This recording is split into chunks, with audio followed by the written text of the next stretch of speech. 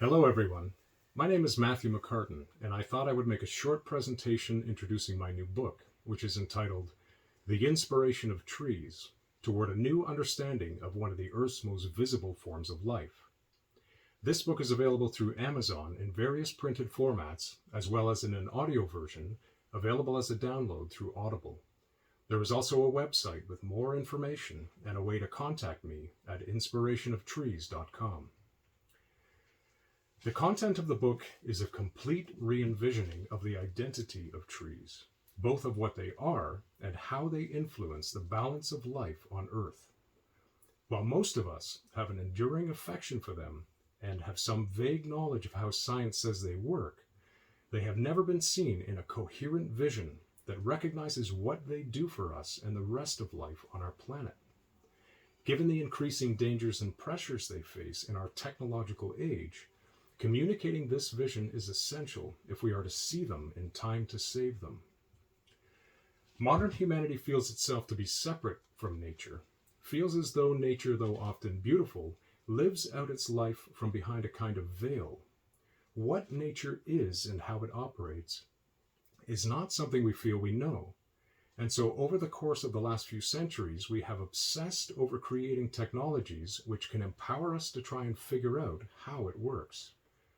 For the most part, this has been a failure, as our technologies are much less concerned with what it means to know than with manipulating and controlling.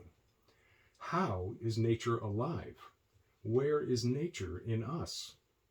What our failures have come to show quite clearly is that what is creative and alive in nature is outside of its physical form, just as what is alive in us occurs just before the product of our thought. To be alive is to be animated, which cannot be grasped by a habit of thinking that slows itself and the activity of its subject down to the status of mere things.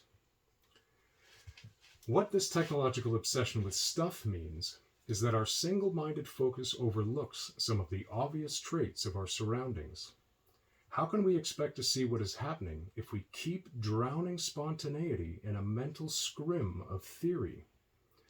This is why our predictable modern life is so vulnerable to upheaval, that every so often some individual mind penetrates through to what is living and shocks the world with its stories on its return. This is my experience in seeing clearly through into the lives of trees. Plants are a special kind of life on our planet that are uniquely attuned to solar activity, which means not only the intensity of energy traveling as light, but they are also subject to experiencing the relationships that this energy undergoes by being expressed in cycles. These cycles are as simple as the daily return of our sun by the Earth's rotation, and as complex as bearing witness to the concurrent activity of many suns with a foreground that is also interwoven by the motions of our solar system's planets. While science is saturated in the knowledge of plant-astral connections, it can also be said that plant form derives from the influence of their participation in cosmic rhythms. While reams of data show that particular species are attuned and activated by particular celestial bodies and their predictable movements, trees are special because they persist over the span of years and centuries and even into millennia. If plant form is derived by engaging with the formative effects of cosmic relationships that are engaged in rhythms, tree form itself is a special order of organic architecture that descends to us from its living connection to the nested cycles of space. As we've been told, but for the wrong reason, trees do provide a deep record of the Earth's history in their frames, but not merely as a forensics of chemical traces and expired events, but as the way the Earth's weather and climate make a tree's living form deviate in its ability to mirror the regularity of effects of extraterrestrial cycles. We witness this same process in the creation of what we call fractals, which is the kind of geometry that describes many of nature's forms, especially those of trees. Fractals grow by what is known as their own rule of iteration, which means that as they grow, they represent their own form in a characteristic way over the course of many repetitions. What emerges from their growth are unexpected harmonic visual properties, ones that cannot be detected in the initial rules of their simple equations. This is true for a vital reason. Repetition implies animation and participation in cycles. It means that, like trees, fractal development must bind itself to movement against the features of a structured background in order to become expressed as difference over time. What is alive between the iterations as variation begins to reveal itself in the strange proportions of fractal forms. This organic kind of growth is like casting a lure into the dark sea beneath, and while abiding with patience over the passage of many waves, catching a portion of the sea itself.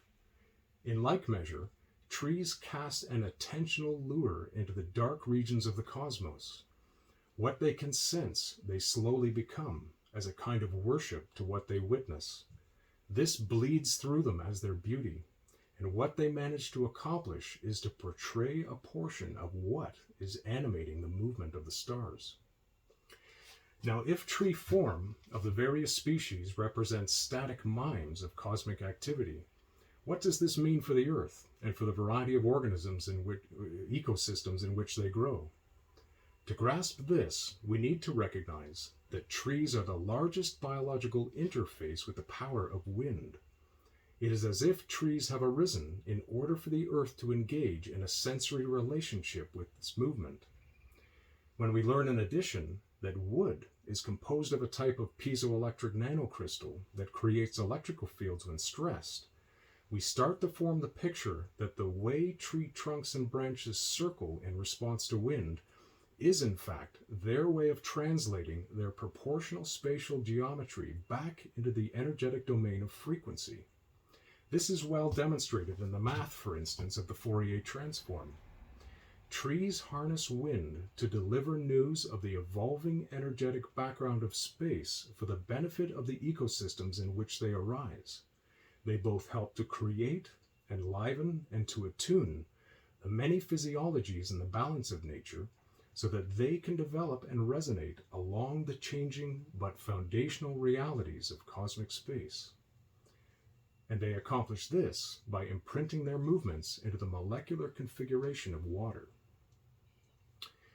Once we understand this essential gift, that trees are a living vector to pull down and deliver the harmonic influence of the nested rhythms of space, it opens up many avenues to being able to understand nature in new ways, including who performs the same role in the life of the seas. While it allows us to see the reason for the existence of trees clearly for the first time, it also enables us to start to think about how our technology can align with what they do in order for us to help nature recover and survive into the future. My book reviews the ideas and the science that can justify this perspective, and much more. Check out The Inspiration of Trees by Matthew McCartin for more information. Thank you.